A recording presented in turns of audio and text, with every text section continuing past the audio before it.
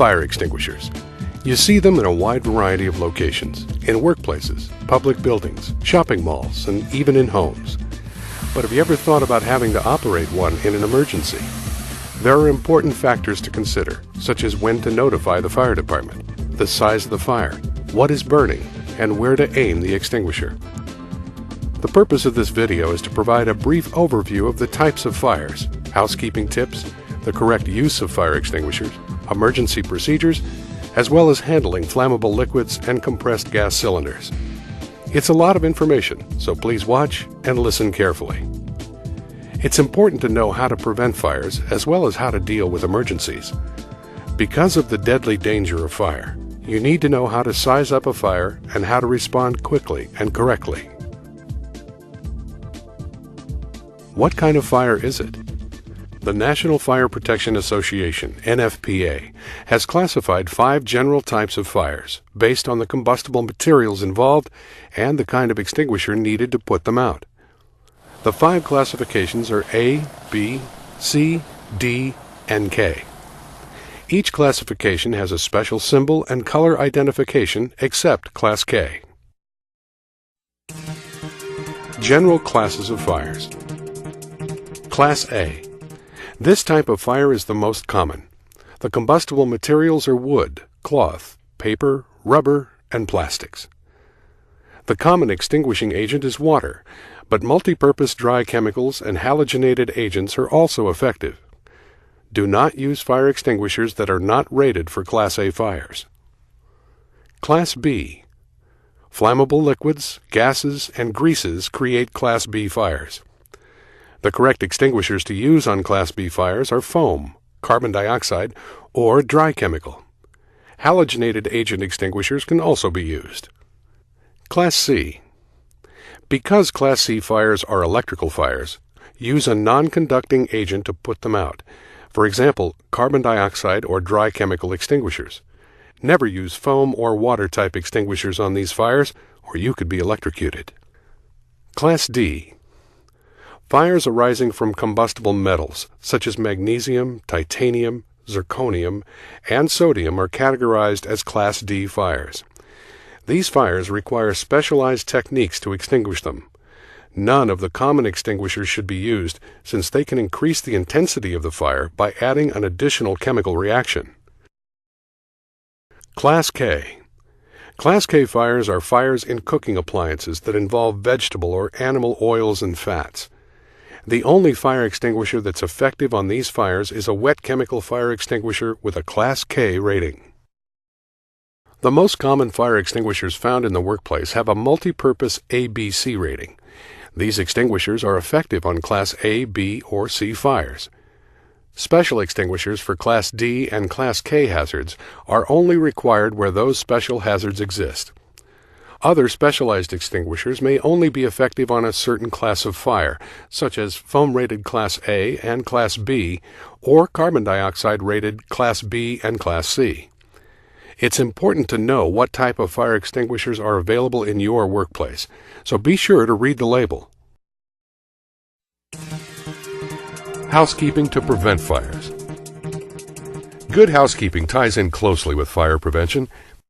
If you allow debris or flammable material to accumulate, the risk of starting a fire increases.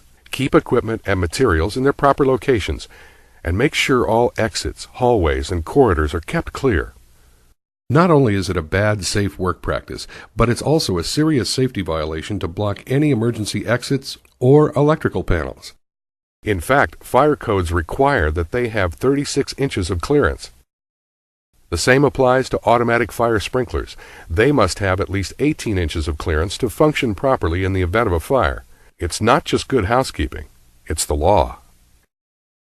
It's everyone's job to help keep the work area clutter-free and safe from other fire hazards, such as improperly used or stored chemicals, which we will cover in a couple of minutes. Also, remember that smoking is only allowed in specially designated break areas. No exceptions. Your company has a written fire prevention plan, and it's critical that you know the actions you're expected to take in the event of a fire. Specific evacuation routes, plans, and procedures are posted at your location, If you're not sure where to go or what to do, ask your manager or supervisor to review this critical information. Make it a point to know where the fire extinguishers are located in your facility or office. They must be fully charged, in the green zone, and the inspection tag must be current. Your company has a monthly and yearly inspection plan, but fire extinguishers sometimes just lose pressure, so it doesn't hurt to check them often. Of course, report any problems immediately. If a fire starts, think first of your safety and the safety of others. Alert the fire department first, and then try to put out the fire only if you've been trained to use extinguishers and the fire is small and tame enough to be extinguished by a handheld extinguisher. If the fire is already out of control, the combustible material is unknown, or you have not been trained in the proper use of extinguishers, leave the firefighting to professionals with the proper equipment. Sound the fire alarm, then call for emergency help from a safe place. Fire checklist. Try not to panic. Although fire is a panic situation, when one panics, dangerous mistakes can be made. The calm person who assesses the extent of the blaze, calls the fire department, and acts quickly to contain or extinguish the blaze is the person acting responsibly. If the fire can be contained or extinguished, a properly trained person should use the right extinguisher on the blaze. When using a typical extinguisher, follow the pass method. Hold the extinguisher upright and stand back 8 or 10 feet and pull the pin. If you stand too close, the pressure from the extinguisher can actually spread the fire. Aim at the base of the fire. Squeeze the handle. Sweep at the base from side to side. If you aim high at the flames, you won't put out the fire. Remember, too, that most extinguishers have a very limited operation time, only 8 to 10 seconds, so you have to act fast and spray correctly at the base of the fire, not at smoke or flames. Remember PASS, or P-A-S-S. This is the best method for putting out a small fire. Be especially aware of smoke and noxious fumes. These fumes enter the lungs and leave a person unconscious and at the mercy of flames. All fires consume oxygen to burn. Most victims of a fire suffocate from lack of oxygen and die. They are already unconscious or dead before the flames consume them. Remember, when an extinguisher has been used, even partially, it must be serviced and refilled by a professional. The chemical fire.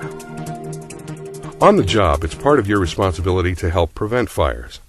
Extreme care is especially important when working with chemicals such as flammable solvents, gasoline, gases, and fuels. A number of the chemicals used in the workplace are both highly toxic and highly volatile. Extreme caution must be used to prevent and fight fires resulting from chemical spills and accidents. Know the hazards of the chemical substances you use on the job and how to handle and store them properly to prevent dangerous chemical fires. Chemical hazards.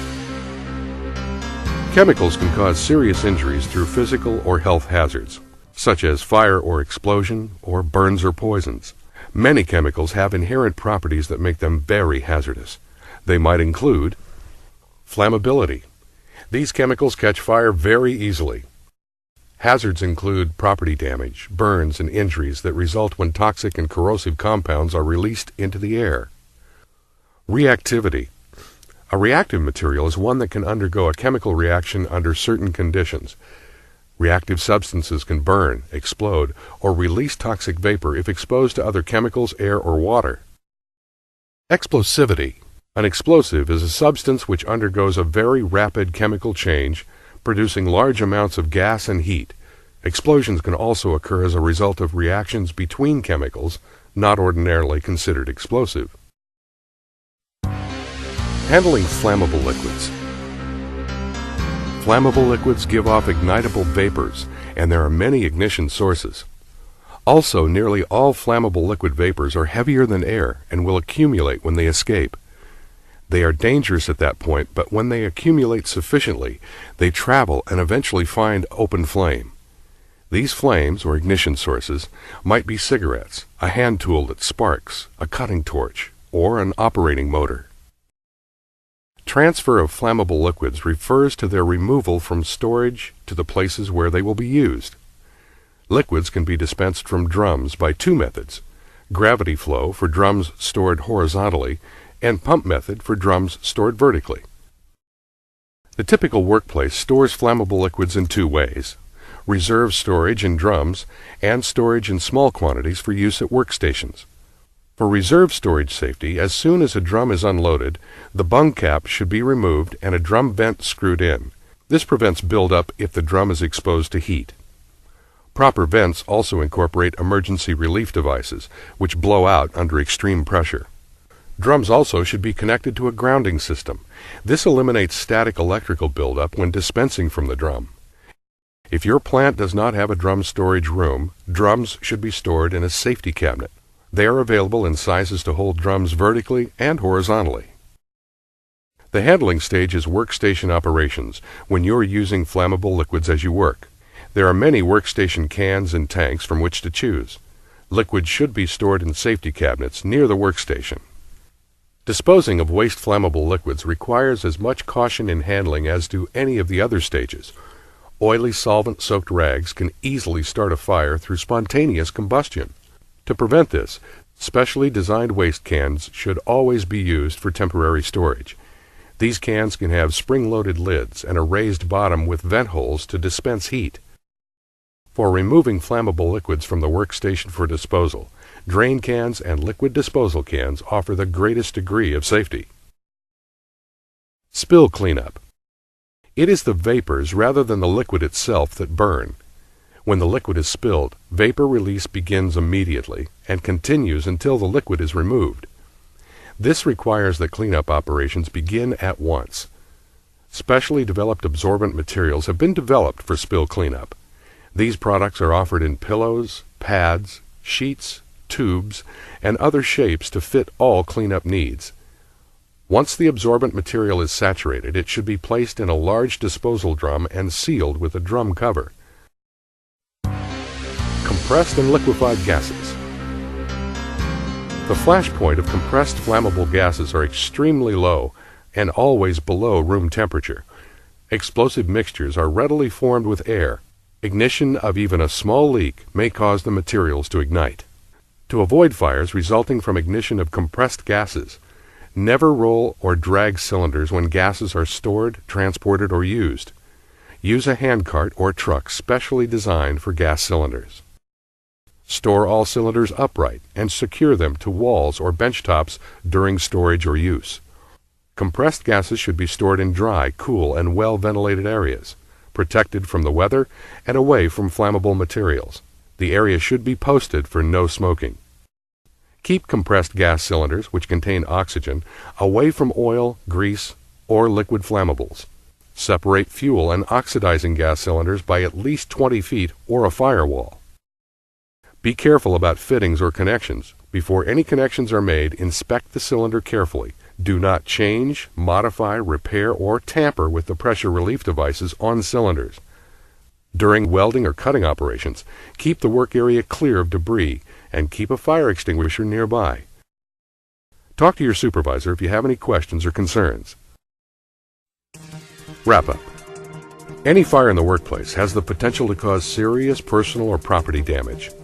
When chemicals are involved, the possibilities for destruction are greatly multiplied. Prevention is the key to eliminating the hazards of any kind of fire where you work, and preparation is the key to controlling the consequences of a fire. Remember to keep work areas clean and clutter-free. Know how to handle and store chemicals. Know what you're expected to do in case of a fire emergency. Call the fire department immediately. Don't let a fire get out of control. For fire extinguishers, remember PASS. Pull the pin, aim the nozzle, and sweep from side to side. Know what chemicals you work with. You might have to advise firefighters on the scene of a chemical fire concerning the type of hazardous substances involved. Make sure you're familiar with your company's emergency action plan for fires. Thank you for your attention, and work safely.